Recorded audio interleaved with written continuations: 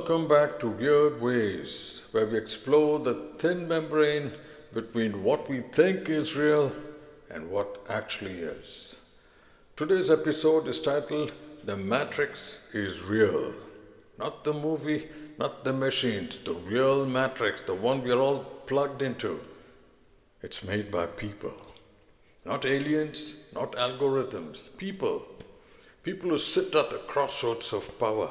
Giant corporations, political leaders, godmen, power brokers, defense lobbies, media conglomerates, and the shadowy networks that operate behind the screens. Now, what do they want? They want control. Not of land, not of wealth, but of your attention. Control of your attention, because attention, it shapes reality. And so they build a world that looks real but isn't. A world made of distraction, noise, fear, and constant stimulation. A world that keeps us chasing illusions while our essential humanity fades into the background. You know how this matrix works? The real matrix, it doesn't imprison the body, it imprisons the mind. Every notification you get is a tug. Every headline is a push. Every algorithm is a gentle nudge towards conformity. Soon we begin to mistake noise for knowledge, content for connection, and convenience for freedom.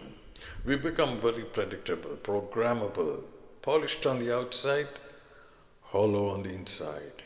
And you know what the greatest irony is? We call this progress. This is the matrix, a psychological architecture designed to keep us docile, distracted, and divided. As long as we consume, they keep on winning. As long as we react, they win. As long as we forget who we truly are, they win. Now, how do you escape this matrix? How do we break free? Is there a way out? The exit is not a door outside. The exit is a door inward.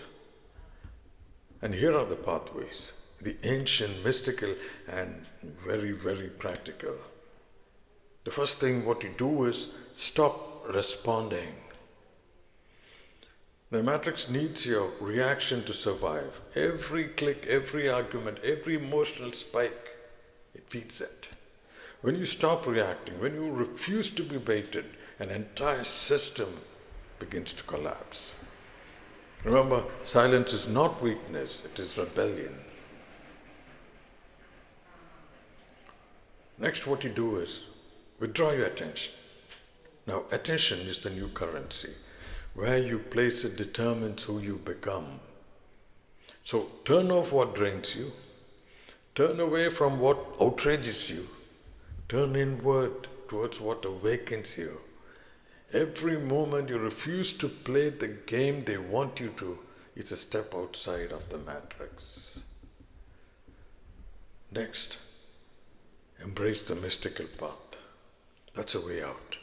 The mystic is ungovernable. You can't pigeonhole him, you can't put him in a bracket. Why? Because the mystic has touched something the matrix cannot touch. The inner light, the stillness, the true self. Meditation, contemplation, prayer, silence, these are not spiritual hobbies. These are acts of liberation. Now, more importantly, know thyself. Now, this was written on the walls of Delphi. It is the foundation of Gnosis, and it is the ultimate anti-matrix weapon. Because when you know yourself, no one can sell you a false identity. No corporation can define your worth. No propaganda can rewrite your reality. Self-knowledge, it dissolves illusions. And most importantly, reclaim the power of love. Not sentimental love, not this Hollywood, Bollywood kind of love, but the fierce, expansive love that unifies rather than divides. The love that sees humanity before ideology, the love that breaks the chain of fear, Love is the one frequency they cannot manipulate. It does not fit their algorithms. It did not serve their interests. It does not bow to the narratives. Love is the glitch in the matrix. This is how you bring the system down. The matrix collapses, not through revolution, not through a mass movement, but through your non-cooperation. You bring it down by refusing to be manipulated, refusing to hate on command, refusing to fear what the headlines tell you to fear, refusing to surrender your imagination, refusing to live someone else's story. The matrix, it cannot survive if you awaken to your own divinity. It's all about you. It all comes down to you.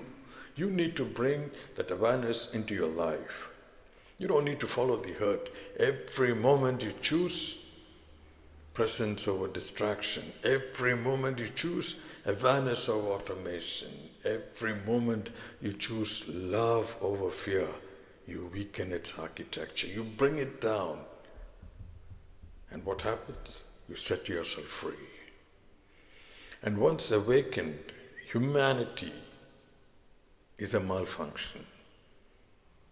10,000 awakened humans is a system failure. 1 million awakened humans is the end of the matrix entirely. So yes, the matrix is real, but it is fragile and power is borrowed from your mind, your attention, your belief. So when you reclaim these, their world collapses and your world begins. Remember this, you're not here to be programmed. Either you walk into it blind or you're lured by the quick fix it promises. Remember, you're here to be free. Walk your path, know your truth, guard your mind, live in love. The matrix can only trap those who forget who they are. Thank you for walking the Wyrd Way.